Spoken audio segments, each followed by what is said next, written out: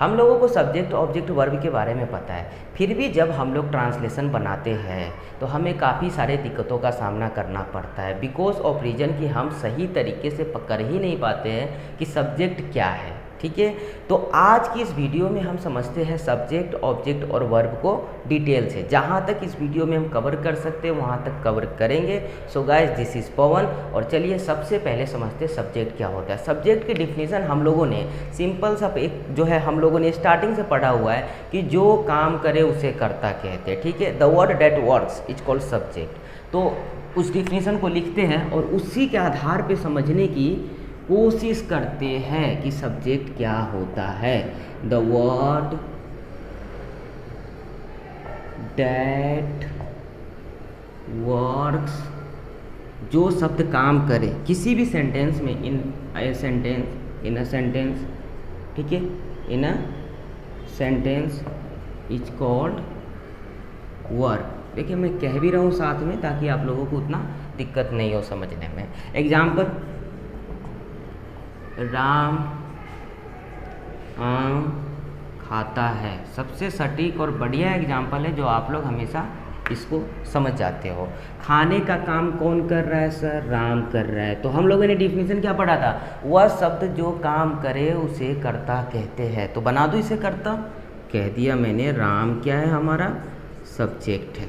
और जो normal rule होते हैं, ध्यान दीजिएगा, जो नॉर्मल रूल होते हैं उसमें हमेशा सबसे पहले सब्जेक्ट, फिर वर्ब की कोई सी भी फॉर्म, वह सेंटेंस पे डिपेंड करती है, वह टेंस पे डिपेंड करती है, और उसके बाद अदर वर्ड।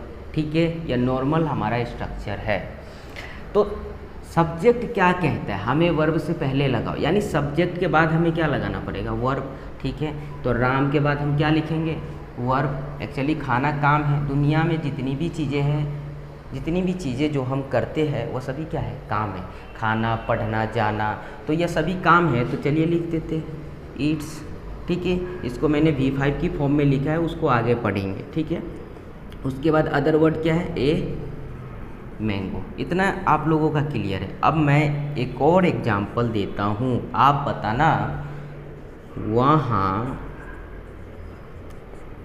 कौन है?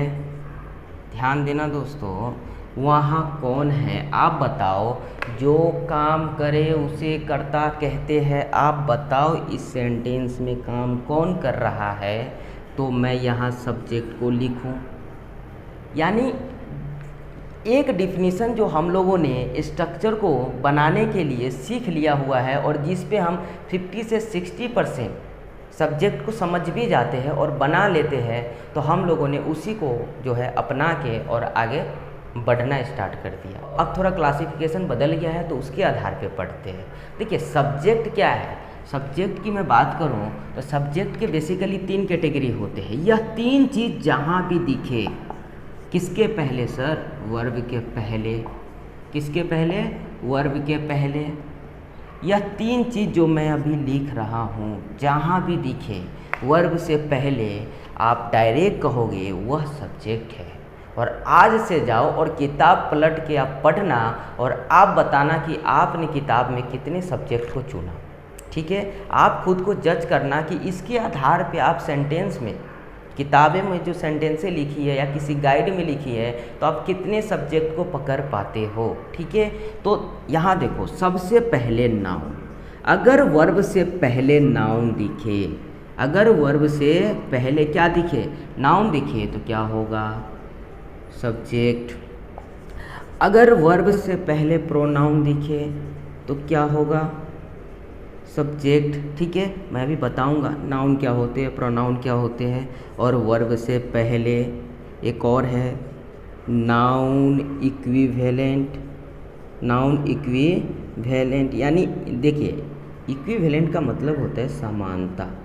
समानता रखना, जो नाउन की तरह समानता रखता हो, नाउन की तरह खुद को बना लेता हो, उसे क्या कहते हैं? Noun equivalent. जो हमारी तरह खुद को बना ले, पवन की तरह खुद को बना ले, तो पवन इक्विवेलेंट। तो इस तरह से जो है हमें जो है वर्ब से पहले जो सब्जेक्ट आता है उसमें अगर यह 3 चीज़ें दिख गई, सिर्फ यह 3 चीज़ें, तो हम कह सकते वह सब्जेक्ट है, नहीं तो वह सब्जेक्ट नहीं है। समझते हैं कैसे?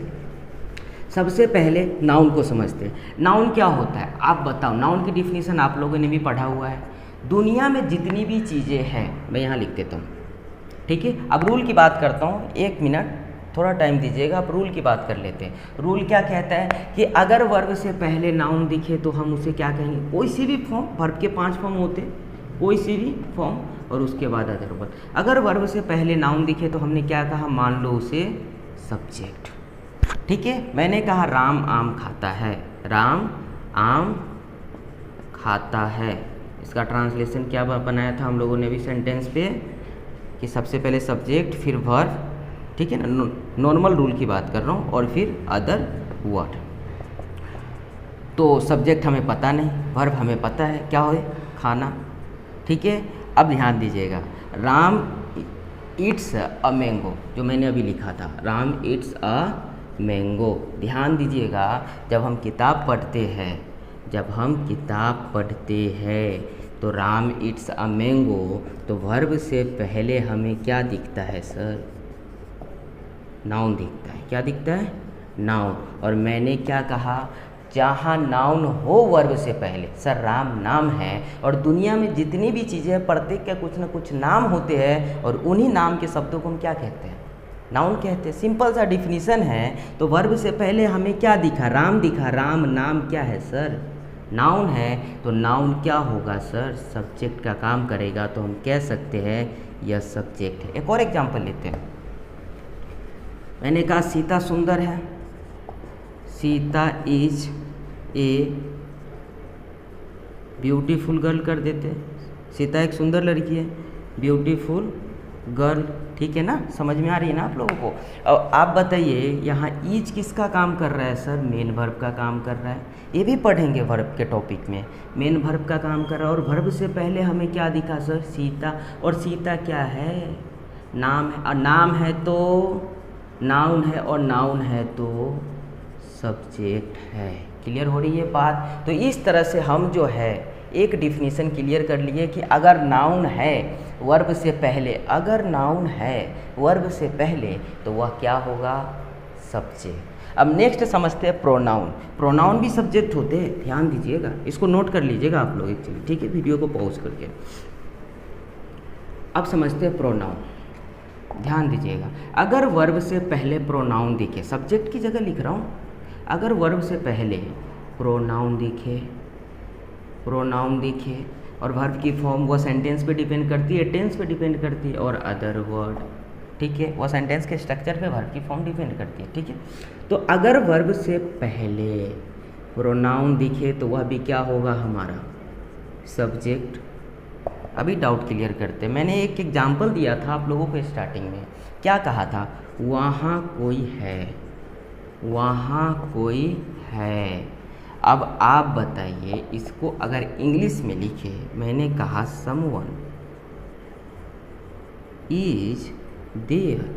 अब लोग सर आप इंग्लिश में लिख रहे हो, ट्रांसलेशन बनाना तो सिखाओ हमें। हम आपको सब्जेक्ट पहचानना सिखा रहे हैं, ना कि ट्रांसलेशन बनाना। और जब ट्रांसलेशन बनाने की बारी आएगी तो आपको मैं इसे तोड़ के बताऊंगा कि इसे ट्रांसलेशन में इसे मैंने कैसे लिखा। समझिए सिर्फ सब्जेक्ट को। तो मैंने कहा समवन इज देयर, या मेन वर्ब का काम पढ़ रहा है। अरे अभी तो पढ़ा था ना, Sita is beautiful girl, main verb का काम कर रहा था, तो ये भी मेन वर्ब का काम कर। और वर्ब से पहले क्या दिखा हमें, समवन। अब आप बताओ समवन का मतलब क्या होता है सर, कोई।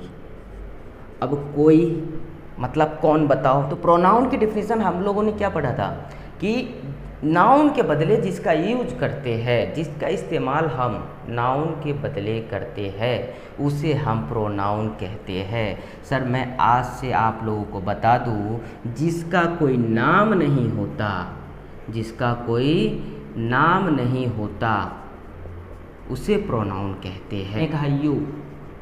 अब बताओ अगर मुझे आपका नाम लेना ही था तो मैं आपसे यू क्यों कहूँगा, कॉन्सेप्ट पे काम करते। मैंने कहा वहाँ कोई है, अब आप बताओ वहाँ कौन है। आपको भी पता है वहाँ कौन है, हो सकता है कोई इंसान हो सकता है कोई जानवर हो, बिल्ली हो, कुछ भी हो सकता है। यानी जिसे नाम के बदले इस्तेमाल करते हैं उसे प्रोनाउन कहते हैं। आज के बाद इस कॉन्सेप्ट को भूल जाओ, क्योंकि इस पे भी आप 60% प्रोनाउन को ही समझ पाओगे। इस पे भी आप प्रोनाउन को अच्छे से नहीं समझ पाते हो तो आज के बाद इस बात को मानेंगे, जिसका कोई नाम नहीं होता और हमें उसे इंडिकेट करना है किसी भी तरीके से, तो हम उसे प्रोनाउन कहते हैं। ठीक है, समझ में आ रही है बात। तो मैंने कहा वहाँ कोई है, वर्ब से पहले आपको क्या दिखा सर? कोई। और कोई बताओ यह क्या नाम है? नाम नहीं है तो नाउन नहीं है, नाम नहीं है तो नाउन नहीं है, तो क्या है सर? जिसका कोई नाम नहीं है वह नाउन नहीं है, और जो नाउन नहीं है वह क्या होता है सर? प्रोनाउन। समझ में आ रही है ना बात? तो अगर प्रोनाउन है तो क्या होगा सर? सब्जेक्ट। तो हम कह सकते हैं समवन जो है सब्जेक्ट है। तो हम किसी भी ट्रांसलेशन को अगर हमें पढ़ना है या पकड़ना है तो हम सबसे पहले तो सब्जेक्ट को पढ़ेंगे ना, उसके बाद ही तो हम ट्रांसलेशन को पढ़ के समझ पाएंगे। तो उम्मीद करते हैं आप लोग सब्जेक्ट को अच्छे से समझ रहे हो। अब समझते हैं नाउन इक्विवेलेंट क्या होता है। ध्यान दीजिएगा, नाउन इक्विवेलेंट, इसे भी नोट कर लीजिएगा आप लोग। ठीक है, अब समझते हैं नाउन इक्विवेलेंट। ठीक है, यह क्या होता है सर? अब अगर वर्ब से पहले नाउन न हो, ठीक है, अगर वर्ब से पहले प्रोनाउन न हो तो हमें दिक्कत हो जाएगी सब्जेक्ट को पहचानने में। मैंने कहा walking is good for health, टहलना स्वास्थ्य के लिए लाभदायक है। ठीक है, गुड है, अच्छा है। अब बताइए यह नाउन दिख रहा है आपको? नहीं ना, अरे काम चल रहा है, तो वर्ब है सर, वर्ब है। ठीक है ना? क्या ये प्रोनाउन दिख रहा है आपको? वर्ब है, तो प्रोनाउन कैसे होगा? हाँ, वर्ब तो काम है ना, काम तो वर्ब होता है, और वर्ब प्रोनाउन कैसे होगा? नहीं, नाउन होगा।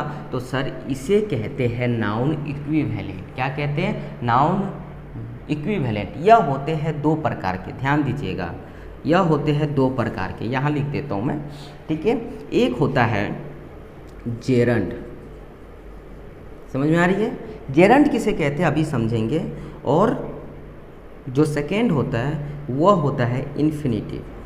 इन्फिनिटिव क्लियर है? अब जेरंड क्या होते हैं? किसी भी वर्ब के फर्स्ट फॉर्म में, ध्यान दीजिएगा, किसी भी वर्ब के फर्स्ट फॉर्म में अगर ing जोड़ दे तो वह क्या बन जाता है? जेरंड। और जेरंड काम करता है नाउन की तरह, और जो नाउन की तरह काम करता है वह सब्जेक्ट में आ सकता है। समझ में आ रही है बात? इसी तरह से वर्ब की फर्स्ट फॉर्म से पहले अगर टू लगा दे, ऐसा क्यों लगाते हैं इसे भी ग्रामर के टॉपिक में समझेंगे डिटेल से। अभी तो बस इतना समझते हैं ताकि हमें सब्जेक्ट समझने में दिक्कत ना हो। तो इन्फिनिटिव क्या होता है? अगर वर्ब की फर्स्ट फॉर्म से पहले हम टू लगा दें तो वह क्या कहलाएगा? इन्फिनिटिव। यानी अगर इसे मैंने इस तरह से लिखा कि to walk is good for health, तो बताइए गलत होगा क्या? टू वॉक किसका काम कर रहा है? इन्फिनिटिव का। वर्ब से पहले अगर इन्फिनिटिव दिख जाए तो वह क्या होता है सर? Noun equivalent. और जो नाउन इक्विवेलेंट होता है उसे हम क्या कह सकते हैं? सब्जेक्ट। तो उम्मीद करते हैं दोस्तों आप लोग सब्जेक्ट अच्छे तरीके से समझे। अब जो हमारा नेक्स्ट वीडियो होगा उसमें वर्ब और ऑब्जेक्ट को साथ में क्लियर कर लेंगे। ठीक है दोस्तों, तो मिलते हैं नेक्स्ट वीडियो में।